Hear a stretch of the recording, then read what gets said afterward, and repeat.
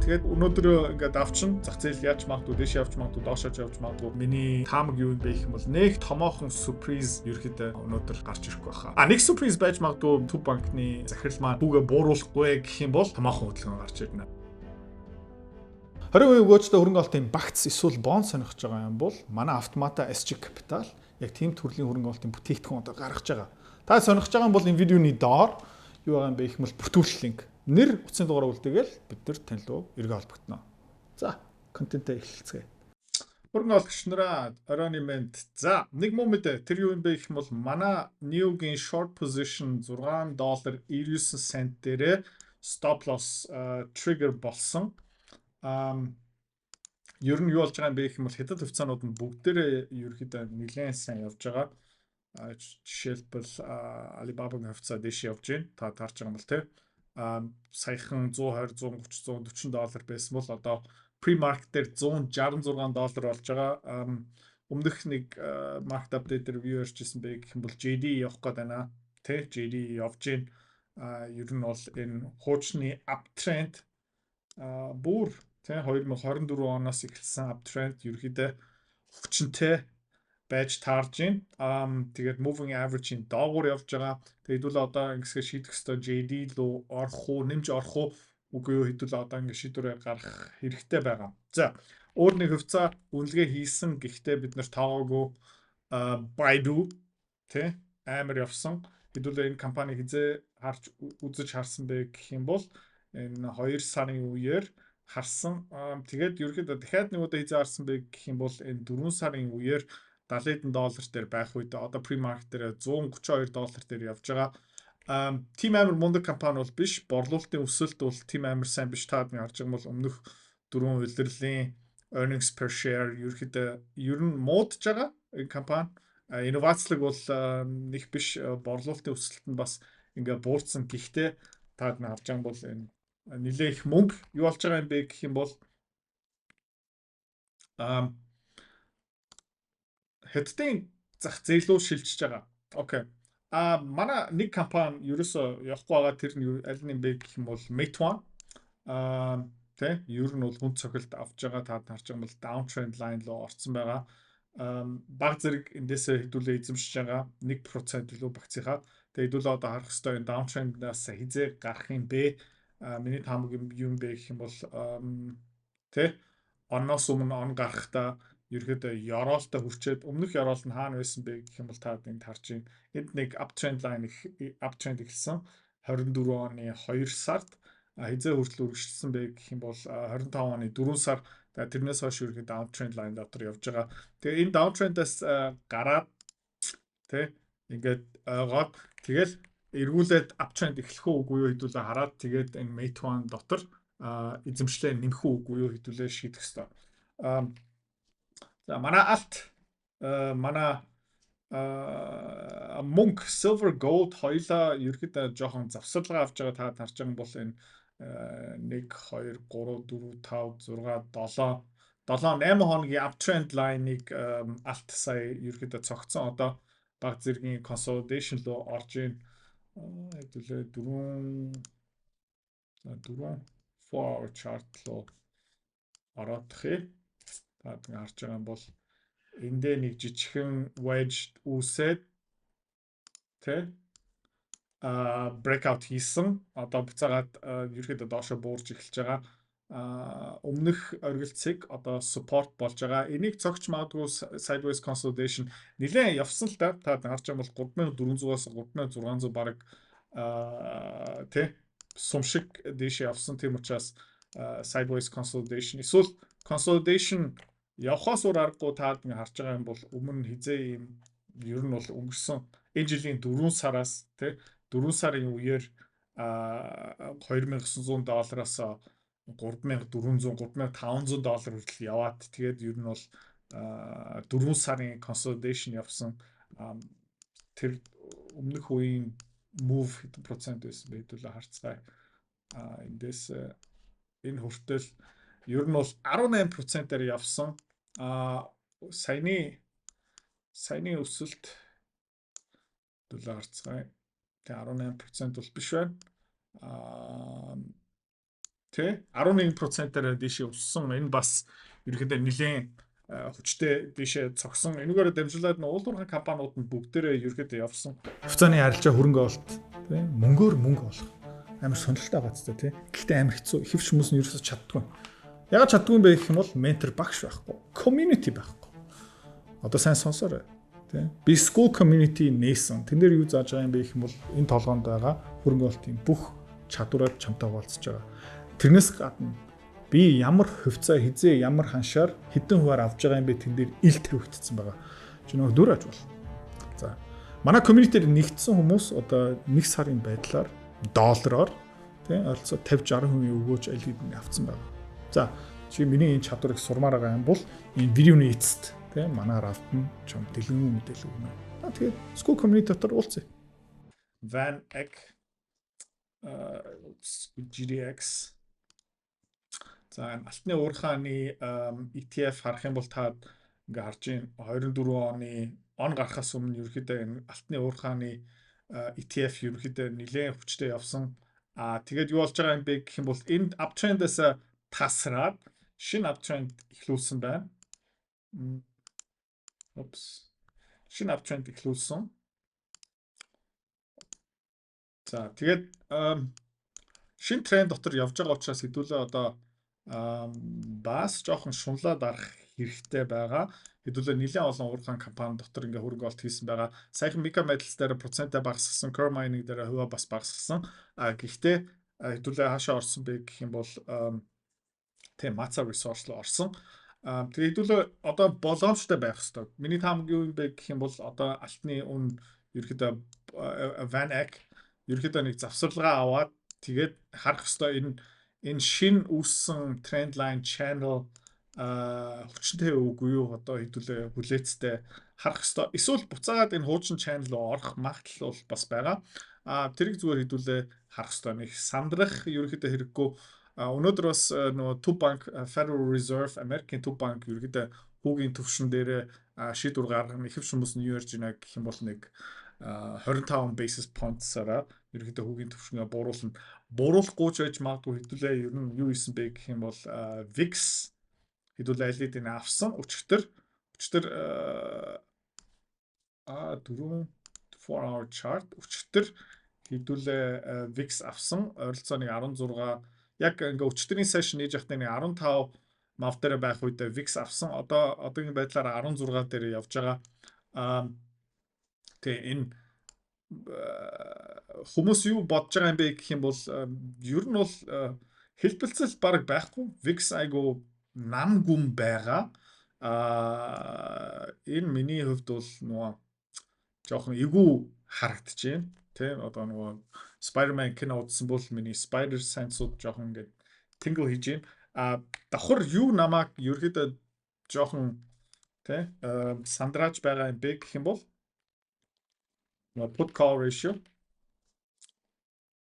S&P 500 дээр та ингээ харж байгаа юм бол өмнөх юмудаа нэг удаа line-аараа харах ёстой. За юу болж байгаа юм бэ гэх юм бол put option-ууд нь нэлээд өндөр байсан.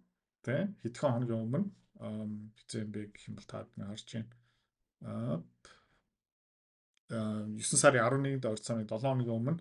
За одоо буцаад бүгдээрээ call руу яваад байна.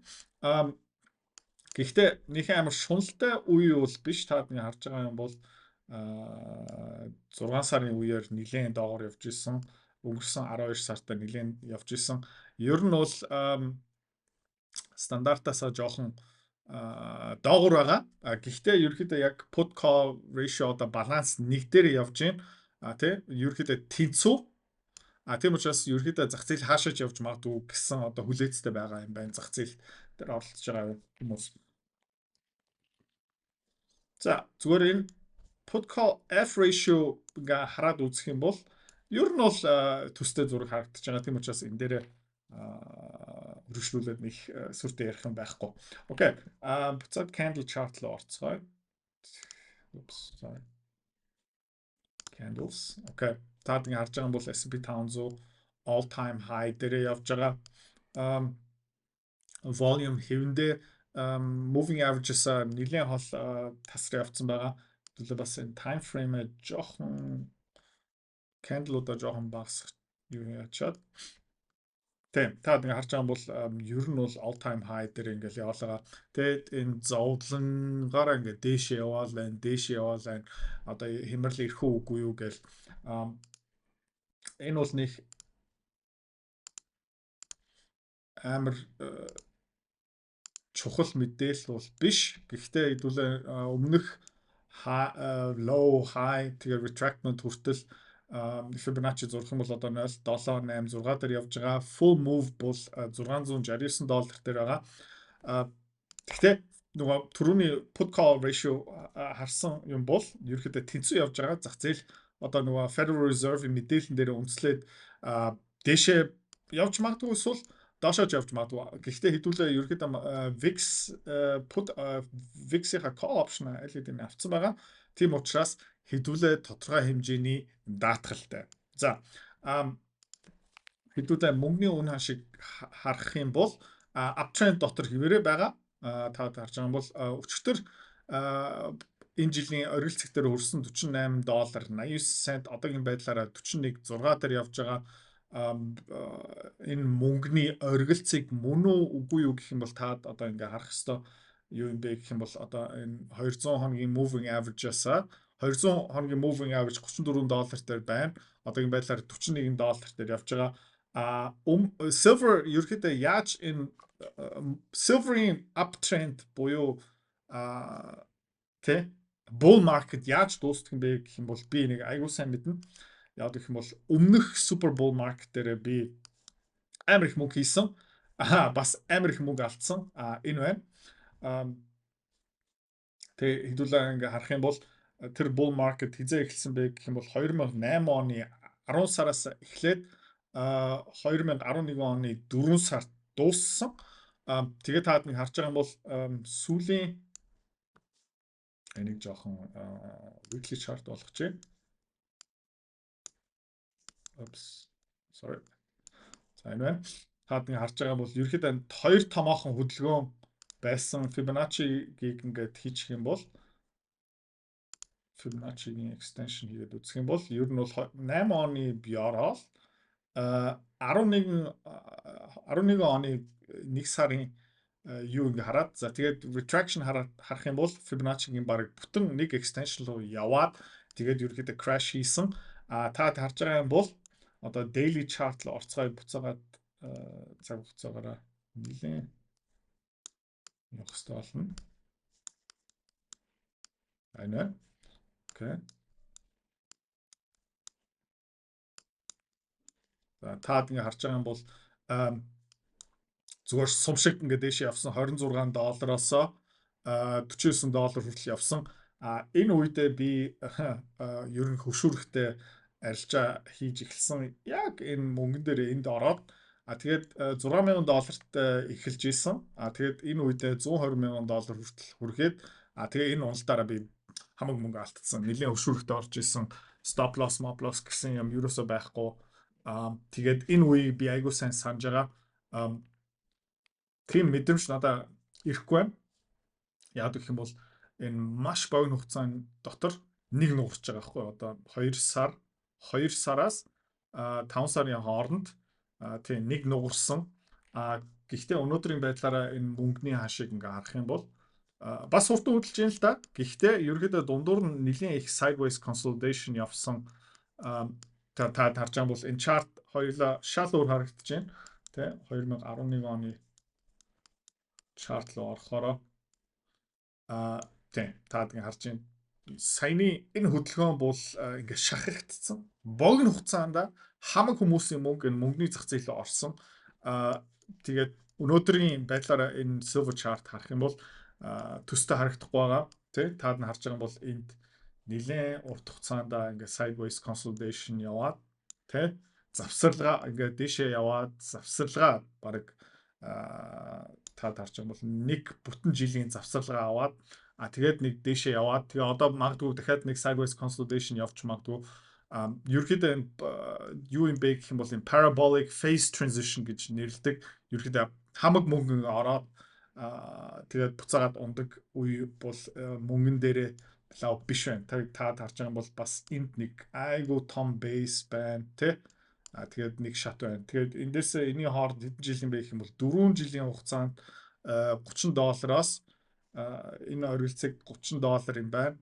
За тэгээд энэ хүртэл $34 тий. Таад нь харж байгаа юм бол 20 оноос 25 оны 5 жилийн хугацаанд мөнгөний үн ханш бол $3 мөн $4 өссөн.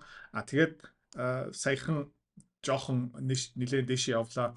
Тийм учраас энэ одоо bubble top мөн үгүй. Тэг мөнгөн дээр бол bubble top бол биш.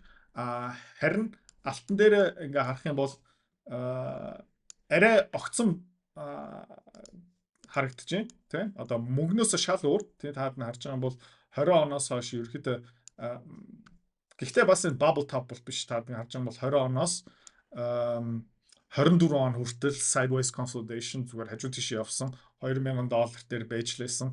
Тэгээд саяхан нэлээд хүчтэй дээшээ явсан. Гэхдээ алтан дээр бас энийг ярих хэрэгтэй.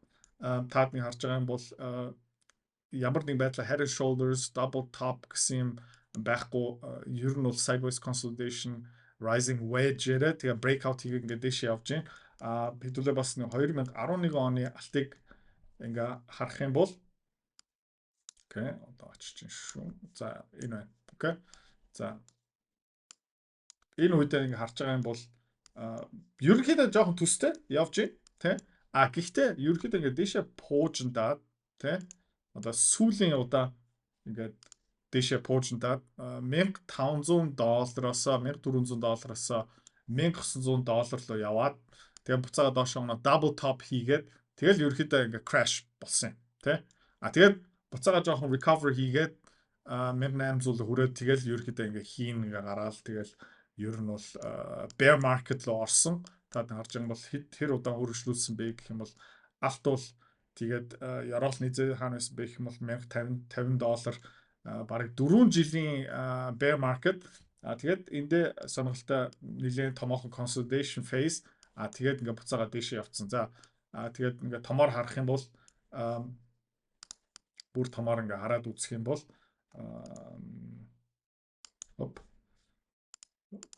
cup and handle formation бол байна тий. Энэ cup handle энэ шахахгүй. Тэгэл ингээ дээш явж байгаа. Окей. Тэгээд энэ cup and handle formation хэдүүлээ 7 хоногийн чартаараа авчи.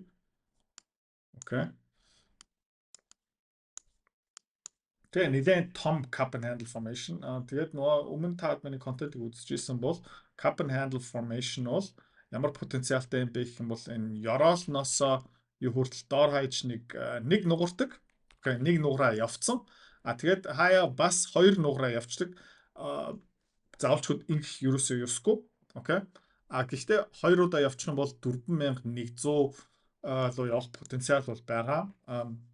Тэгээд энэ нөө байгалийн дүрэн бол ерөөсөө биш. Зүгээр олон удаа давтагдсан technical formation гэх юм уу да. Окей. Тэгээ хэдүүлээ ингээд энэ дээр Fibonacci-гийн extension хийгээд үзээд энэ Яроол нь байна, энэ оргилцэг маань. Тэгээ ингээд татчих юм бол таадны харж байгаа юм бол бүтэн 2.6 extension $4,200 дээр байна. За өөр нэг extension хийгээд үзье гэх юм бол энд нэг байна. Тэ таадны харж байгаа юм бол тэгээд 1.6-аас 3,700 дээр явж байгаа 2.6 5,400-ээр явж байгаа. Миний таамаг юу юм бэ гэх юм бол нэг 4,100 3,900-аас 4,100-ийн хооронд энэ хаваар ерөөхдөө энэ bull market дуусмагтлаа. Өөр хүмүүс юу ярьж байна гэх юм бол $5,000 хүрч магадгүй гэж байна.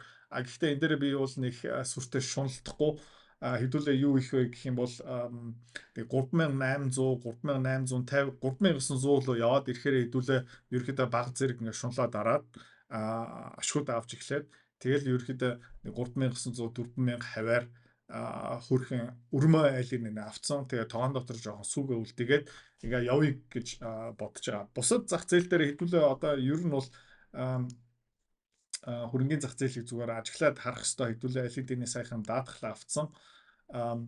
Bull market үргэлжлээд байгаа. Гэхдээ эдийн засгийн мэдээлэл эдийн засгийн суурь үзүүлэлтүүд нь ерөөхдөө Америкт тийм сайн харагдахгүй байгаа.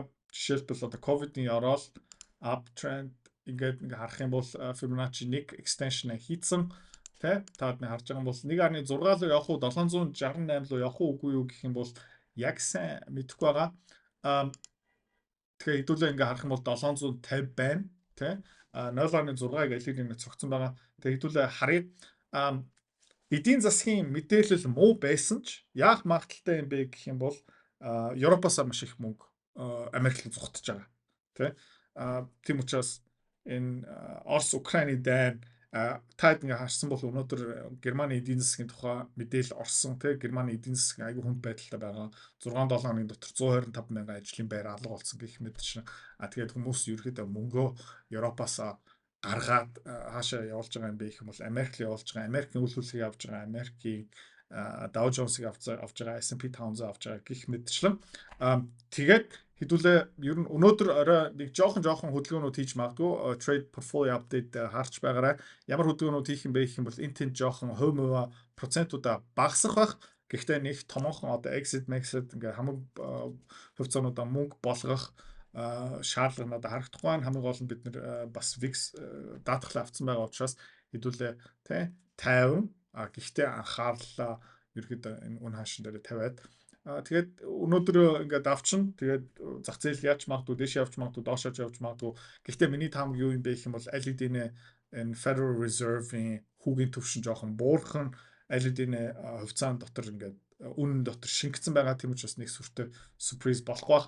Одоо харин тэр мэдээлэл гарсныхын дараа юу болох магадaltaй юм бэ гэх юм бол энэ бондууд жоохон зарагдаж магадгүй таад нэг харж байгаа юм бол бондууд энэ сарын хугацаанд нэлээ явсан энэ TLT байна тий Америкийн засгийн газрын бонд яасан бэ гэх юм бол за эдийн засгийн мэдээллүүд нь муу гарч эхэлж байна ажилтгуудлын төвшин гэх мэт чинь гараад ирсэн чинь TLT 85-аас $90 руу явцсан тэгээд 200 хоногийн moving average-аас тасар явцсан тэгээд юу болох магадaltaй юм бэ гэх юм бол бондноос энэ ишээ мөнгө гарах магадaltaй хүүгийн төвшин 25 юм уу 50 basis point-ороо бууснагаа буцаагаад алт өсч магадгүй мөнгө буцаагаад өсч магадгүй гэх мэт шин хэдүүлээд энийг зүгээр харцгаая.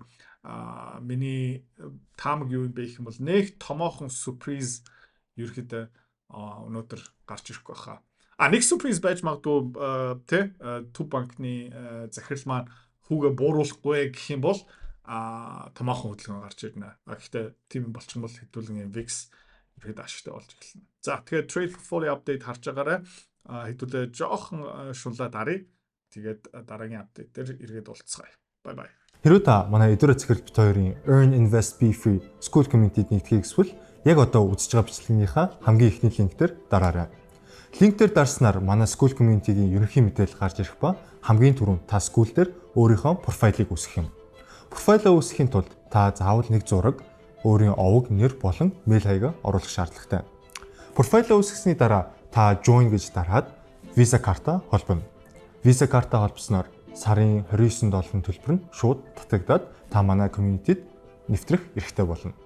Манай community-д орж ирснээр юу байгаа юм бэ гэвэл одоо аль хэдийн 10 компанийн үнэлгээ, түүний Excel файл, давтамжтай ордог зах зээлийн шинжилгээ, судалгаа болон анхан шатны бүх суурь мэдээллүүд орсон байгаа.